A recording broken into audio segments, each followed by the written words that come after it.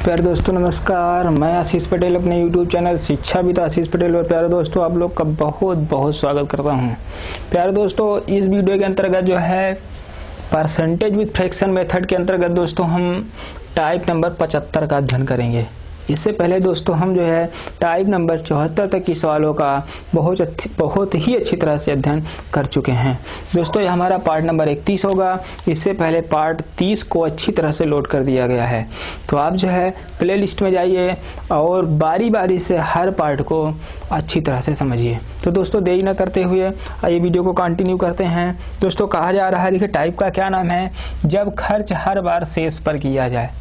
जब खर्च हर बार शेष पर किया जाए, आपके दिमाग में आ गया होगा। अगर आप किताब खोलते होंगे तो इस टाइप की सवालें होती हैं कि एक व्यक्ति अपनी आय का 10% भोजन पर, फिर देखिए दोस्तों क्या कहा, शेष का 30% शिक्षा पर। इससे पहले हम टाइप लेकर आए थे, वहाँ शेष का नहीं था। कहा 10% भोजन पर, 20% शिक्षा पर, 10% किराया पर, इस सब पे खर्च कर इतना बचा लेता है तो उसकी आय कितनी थी। ये नहीं कहा गया था दोस्तों कि शेष का 30% शिक्षा पर, शेष का नहीं कहा था। अच्छा, शेष का कहा होता तो क्या जरूरत है, अगर पढ़ाए होते क्या जरूरत है इसको पढ़ाने की। दोस्तों ऐसा जाल बनाया जा रहा है कि एग्जाम में जब बैठो एक भी क्वेश्चन नहीं छूटना चाहिए। अगर आप पूरा पढ़ रहे हैं, एग्जाम में बैठ रहे हैं, परसेंटेज हल नहीं कर पा रहे हैं, तो दोस्तों आपके पढ़ने से फ़ायदा ही क्या निकलेगा। इसीलिए जो है इतनी अच्छी तरह से पढ़ाने का प्रयास किया जाए, पूरा प्रयास किया जा रहा है दोस्तों, कोई कसर नहीं छोड़ी जा रही है। देरी न करते हुए वीडियो कंटिन्यू करें हम। कह रहा एक व्यक्ति अपनी आय का 10% शिक्षा पर खर्च करता है, शेष का 10% भोजन पर, शेष का 30% शिक्षा पर तथा 300 रुपये दान में देने के बाद, दानी भी है, ध्यान देना, दान दे देता है। ठीक है, जैसे इस समय कोरोना चल रहा है ना, कोरोना महामारी चल रही है ना, आप भी अपने आसपास देखिए जो व्यक्ति भूखे हों उनको भोजन कराने का प्रयास करिए आप। ठीक है, देने के बाद जो है 6,000 रुपये बचा लेता है तो उसकी आय बताइए, उसकी आय कितनी है। पहले आप दोस्तों यहाँ पर देखें उसकी आय कितनी है। मान लेते हैं दोस्तों उसकी आय 100 रुपये होगी, मान सकते हैं ना। बताइए चलिए कितना खर्चा किया, बताइए 10%। कितना खर्चा किया, 10%, 1/10।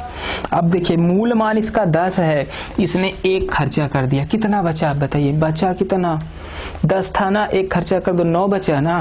तो यहाँ दोस्तों क्या बचा, 9/10 हो गया। दोस्तों दूसरा क्या था, यहाँ देखेंगे 30%, फ्रैक्शन बोलिए 3/10। आप याद नहीं कर रहे हैं क्या, पार्ट 2 फिर से देख डालिए, पार्ट 2 आप फिर से देख डालिए, उसमें सारे फ्रैक्शन को बताया गया। चलिए देखिए ये मूल मान होता है, 3 खर्चा कर दिया, बचा कितना, 7। तो हो जाएगा दोस्तों 7/10, काम खत्म। अब दोस्तों इतना तो खर्चा कर दिया, प्लस और इतना बचा ना, इतना बचा। इसमें से जो बचा है दोस्तों उसमें से 300 रुपये उसने दान दिया और तो निकालेगा। उसके बाद दोस्तों उसके पास बचा कितना, 6,000 रुपये, बस हो गया। यही है, आइए हल कर लेते हैं। तो दोस्तों हो जाएगा 1 गुणे 7 9 63/100 हो जाएगा। और दोस्तों ये 300 600 जाएगा तो कितना हो जाएगा, 6300 हो जाएगा, होगा कि नहीं। चलिए 63 से 63 कट गया, यहाँ कितना बचेगा, 10,000 बचा कि नहीं। तो ये 100 बचेगा, यक्स बराबर कितना आएगा, 10,000, हुआ कि नहीं। बस यही है। तो उसकी कुल आय कितनी है बताइए, 10,000 रुपये कमाता था, बस कुछ नहीं है। आप डरिए नहीं, मैं इतना टाइप बनाया हूँ, एक एक टाइप को बिल्कुल सरल भाव से समझाने का प्रयास किया गया है। तो उम्मीद है आपको ये समझ में आया होगा। आगे चलें, आइए। कुछ नहीं करेंगे, सिर्फ हम मानों को चेंज करेंगे और आपको लगाना है। ठीक है, कॉपी कलम लेकर एकदम होशियार हो जाइए, एकदम तन कर बैठिए तब माइंड काम करेगा। ठीक है, किसी व्यक्ति अपनी आय का जो है 16 सही 2/3%, 16 सही 2/3% दोस्तों भोजन पर खर्चा कर देता है। ठीक है, 12 सही 1/2% शिक्षा पर खर्चा कर देता है, 12 सही 1/2% शिक्षा पर खर्चा कर देता है। और तथा 14 सही, ध्यान देना, 14 सही 2/7% किराया पर खर्चा करता है, किराया पर खर्च करता है। ठीक है, इतना खर्च कर दिया है।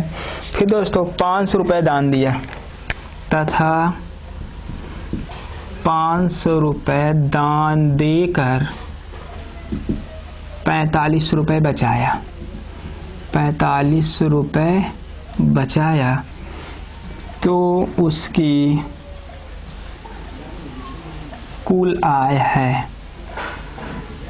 ठीक है ना दोस्तों, आपसे पूछा जाएगा कि बताइए उसकी कुल आय कितनी है। तो आइए हल कर लेते हैं, कुछ नहीं है, मान लेते हैं कुल आय x है ना। बताइए 16 सही 2/3 की फ्रैक्शन क्या होती है, 1/6 होती है ना। इसका बताइए 12 सही 1/2 की फ्रैक्शन क्या होती है, 1/8।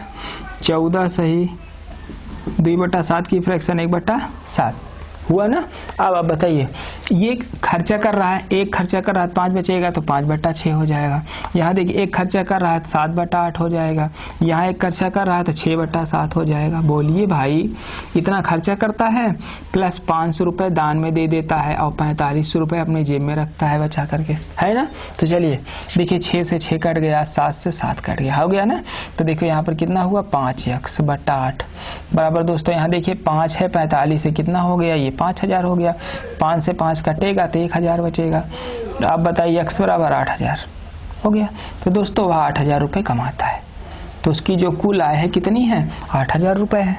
बस कुछ नहीं है, आपको बस आप समझ लीजिए, बस दिमाग में रखते रहिए और हर हफ्ते आप दोहराइए गणित। ठीक है, पूरी गणित हर एक हफ्ते में एक बार पूरा दोहरा दीजिए। आइए चलते हैं, देरी न करते हुए अगला टाइप लेते हैं।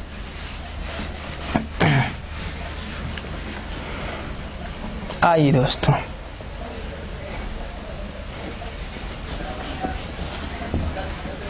अब टाइप नंबर 76 लेंगे। ठीक है, टाइप नंबर 76 होगा और यह टॉप का टाइप 2 होगा। एक व्यक्ति अपनी आय का 10% भोजन पर, 20% शिक्षा पर, 30% शिक्षा पर तथा 300 रुपये दान देकर, ध्यान देना वही सवाल है जो पीछे आप पढ़ चुके हो, दान देकर 6000 रुपये बचा लेता है। तो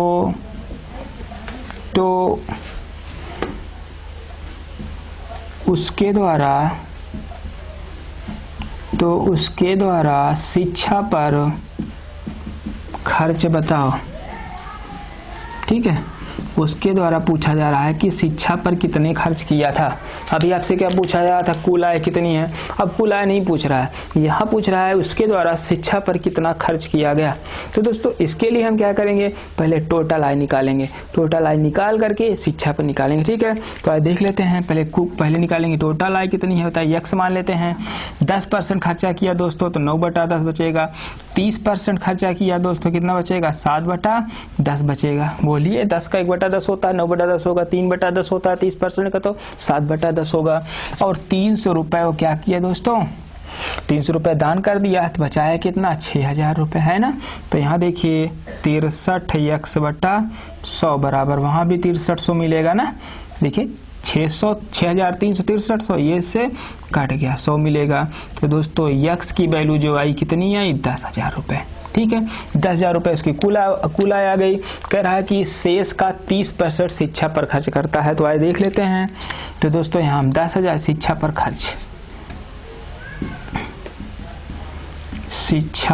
खर्च बराबर, ध्यान दीजिएगा 10,000 रुपये था दोस्तों, जिसमें से 10% उसने खर्चा किया, बचा कितना, 9/10 बचा।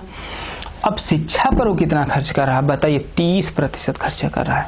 शिक्षा पर कितना खर्च कर रहा है, 30%, यानी इसका 3/10, 3% खर्चा कर रहा है ना शिक्षा पर। 3% में 3/10, आइए हल कर लेते हैं। 1 2 कट गया ना, और 9 त्रिक का 27 के बाद जो दोस्तों उसका शिक्षा पर जो खर्च है वह 2700 रुपये है। ठीक है, अगर दोस्तों आपसे पूछा जाए कि भोजन पर कितना खर्च है तो आप इसी तरह से निकाल लेंगे बस। ठीक है ना, तो उम्मीद है आपको अच्छी तरह से समझ में आ रहा होगा, कोई विशेष बात नहीं है। चाहे जिस पे पूछा जाए उस पे आप निकाल लेंगे, बीच में कहीं भी पूछा जाएगा आप तुरंत निकाल लीजिए। ठीक है ना, आइए मिटा दें। आइए टाइप नंबर 77 लेते हैं। और ये हमारा जो है बारी बारी पर जो खर्च शेष पर पूछता है वो टाइप नंबर 3 होगा। ठीक है, कोई अन्य वस्तुएं होंगी, खर्च क्या होगा आइए देख लेते हैं।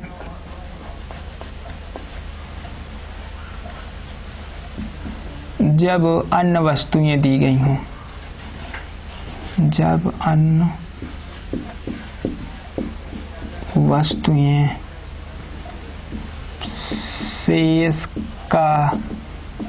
शेष का करके दी जाए। ठीक है, जब अन्य वस्तुएं जो है शेष का करके दी जाए। आइए देखते हैं। टाइप से बहुत मतलब नहीं होता है टाइप के नाम से, बस आप क्वेश्चन को समझिए। ठीक है, आइए देखिए क्वेश्चन लिख लेते हैं कि किसी पुस्तकालय में 20% किताबें हिंदी की हैं। आइए देख लेते हैं। किसी पुस्तकालय में 20% किताबें हिंदी की हैं। किसकी हैं? हिंदी की हैं। कोई पुस्तकालय है दोस्तों, उसमें 20% किताबें जो है हिंदी की हैं, शेष का 50% अंग्रेजी हैं। ठीक है, शेष का देखो आ गया 50% अंग्रेजी की हैं। ठीक है, शेष का 50% अंग्रेजी की हैं तथा शेष का 30%, देखो बार बार पूछ रहा ना, तथा शेष का 30% संस्कृत की हैं। देववाणी, ठीक है, दे संस्कृत की है तथा 6300 किताबें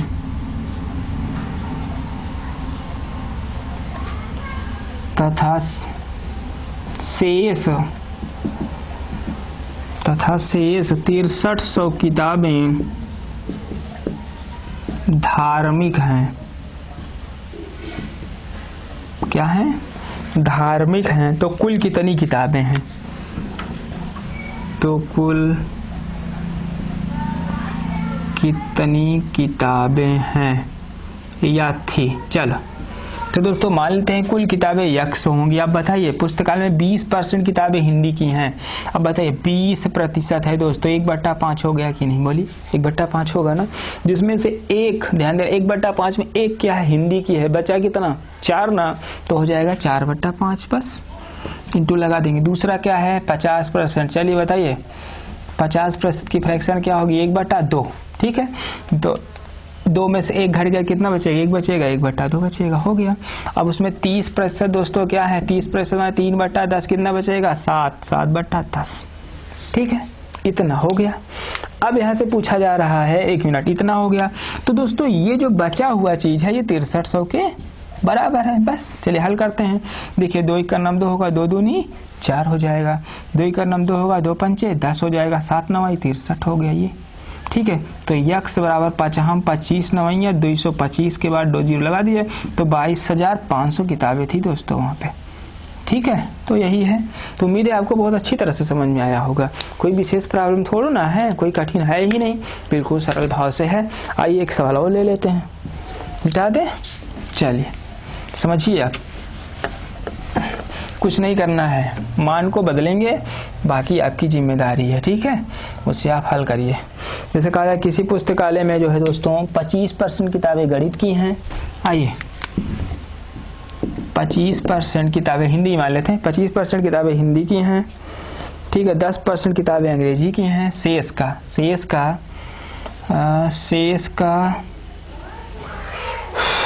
का 10%। ठीक है, शेष का 10% अंग्रेजी की हैं तथा शेष का 20% उर्दू की हैं तथा शेष का 20% संस्कृत की हैं। ठीक है, किसी पुस्तकालय में 25% किताबें हिंदी की हैं।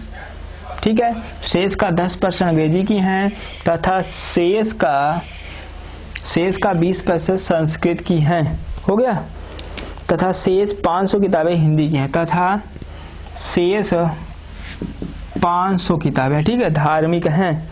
540, शेष 540 किताबें धार्मिक हैं। तो बताइए कुल कितनी किताबें हैं? कुछ नहीं करना, आइए हल करते हैं। यक्स का 25% है, बोले 3/4 होगा। 10% है तो 9/10 होगा। 20% है, बताइए 1/5 होता है। 20% 1/5 तो कितना होगा? 4/5 होगा। फिर से देख लेते हैं। देखिए 25% है तो कितना होगा? 1/4 होगा। 10% है, बोलिए 1/10 होगा। फिर देखते हैं दोस्तों 20% है तो 1/5 होगा। बताइए, 1 निकलेगा तो 3/4, 1 निकलेगा 9/10, 1 निकलेगा 4/5। बराबर दोस्तों जो शेष बचेगा वो 540 के बराबर होगा, क्योंकि इतनी किताबें बची हुई हैं जो इनके बराबर है। चलिए काट लेते हैं। देखिए 4 से 4 कट गया ना। 9 त्रिक का 27, 27 दूनी 54, 20 होगा। तो यक्स बराबर 5, देखिए 10 पचे 50, 50 गुणे 20, ठीक है। यक्स बराबर 5 दूनी 10 और 2 जीरो पहले से 1000, ठीक है दोस्तों। तो टोटल कितनी किताबें हुई दोस्तों? कुल टोटल 1000 किताबें हुई। तो दोस्तों उम्मीद है कि आपको तीनों टाइप बहुत अच्छी तरह से समझ में आए होंगे। दोस्तों इसी में से बीच में पूछा जा सकता है कि बताइए संस्कृत की कितनी किताबें हैं, बताइए हिंदी की कितनी किताबें हैं। तो दोस्तों वीडियो काफ़ी लंबा हो जाता है, अगले पार्ट में इसकी चर्चा हम करेंगे। तो दोस्तों आप स्वयं देखिए, अपने दोस्तों को भी जो है शेयर करिए, उन लोगों को शेयर करिए जो किसी कारणवश जो है ऑफलाइन क्लास लेने में असमर्थ हैं। दोस्तों इस वीडियो में इतना ही, धन्यवाद।